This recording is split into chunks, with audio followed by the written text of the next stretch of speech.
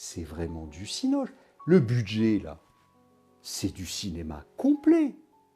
Le budget, il va se décider, c'est Van der Leyen qui va le signer. On le sait. Donc, tout le reste, c'est de la comédie. Voilà. Donc Barnier, il va montrer son petit budget, il se prend une claque, il revient, il dit bon, bah, c'est pas bon, faut recommencer, faut retravailler dessus, etc.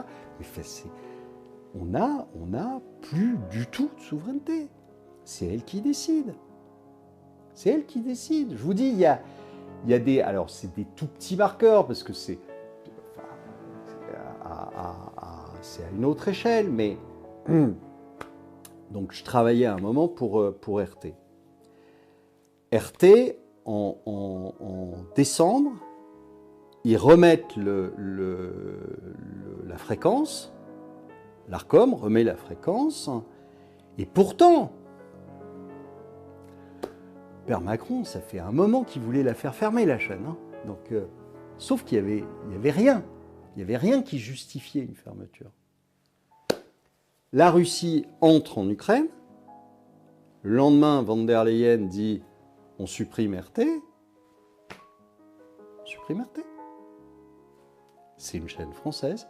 Il y avait 200 journalistes qui bossaient, enfin journalistes, caméramans, etc., qui bossaient là-dedans, d'accord, qui étaient des Français, hein, pas des Russes.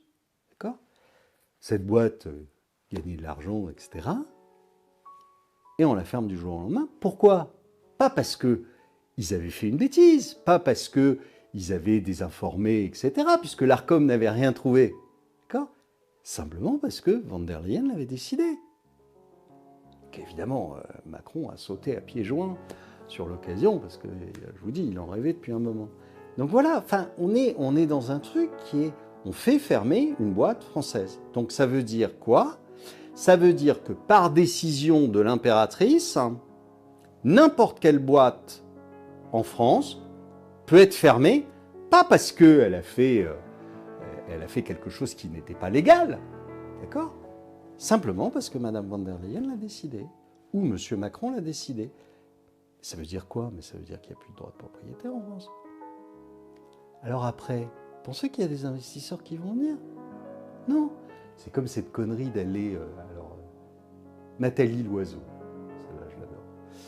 Elle a à peu près le cerveau d'un moineau, mais je l'adore. Là, celle-là dit, il faut prendre l'argent des Russes qui sont... Mais c'est quoi le droit de propriété ? Si vous faites ça, ça veut dire quoi ? Prendre le capital, précisons. Non mais que ce soit capital ou intérêt, les intérêts, vous connaissez le droit de propriété, hein ? Oui, ils sont attachés au capital, bien sûr. Ils sont attachés au capital. Oui. Donc, ça fait partie du droit de propriété, pleinement. Donc, dire oui, mais c'est que les intérêts, non. Intérêt ou capital, c'est pareil. D'accord ? À partir de là, vous faites quoi ?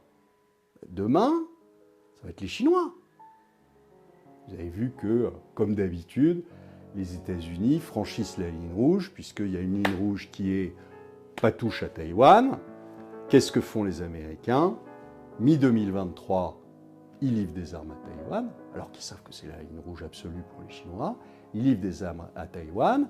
Ils recommencent en janvier 2024 et ils recommencent en milieu d'année 2024. Donc, ils vont continuer. Comme à leur habitude, comme ils ont fait avec l'Ukraine. C'est exactement la même stratégie. Et c'est exactement la même stratégie à chaque fois. C'est-à-dire qu'il faut quand même le dire, hein, nos meilleurs amis sont... Ils foutent le bordel partout. Bon. On ne peut pas dire que ça soit... bon. Eh bien, qu'est-ce qui va se passer ? Il y a un moment où il y a Van der Leyen qui va dire on saisit les avoirs chinois. Mais après, c'est quoi la prochaine étape ? La prochaine étape, c'est tu m'as regardé de travers, je suis Monsieur Macron, je saisis tes biens. Ce que fait Trudeau d'ailleurs au Canada. Hein. Je vous rappelle quand même qu'il a saisi les biens des camionneurs qui étaient devant le Parlement d'Ottawa parce que monsieur ne supportait pas ça. Et après, allez voter. C'est la démocratie, c'est joli, super. Il dit non, c'est pas Mozart de la finance, c'est un crétin, voilà. Bon, donc, on peut pas me dire que j'étais et j'avais expliqué d'ailleurs que je m'étonnais de son patrimoine parce que je connaissais un peu ce qui se passait chez Rothschild et je savais que il avait touché beaucoup plus que ça. Donc voilà. Donc je l'ai dit dès le départ. Mais pour moi, c'était absolument impossible que les Français votent la deuxième fois. Parce que la première fois, on peut dire, ouais, bon, allez, on ne connaît pas. Ça faisait 5 ans qu'il était déjà là, sous Hollande, comme ministre de l'économie, comme, bon, il avait déjà fait des saloperies avec Alstom, etc. Enfin, donc, c'est pas un inconnu.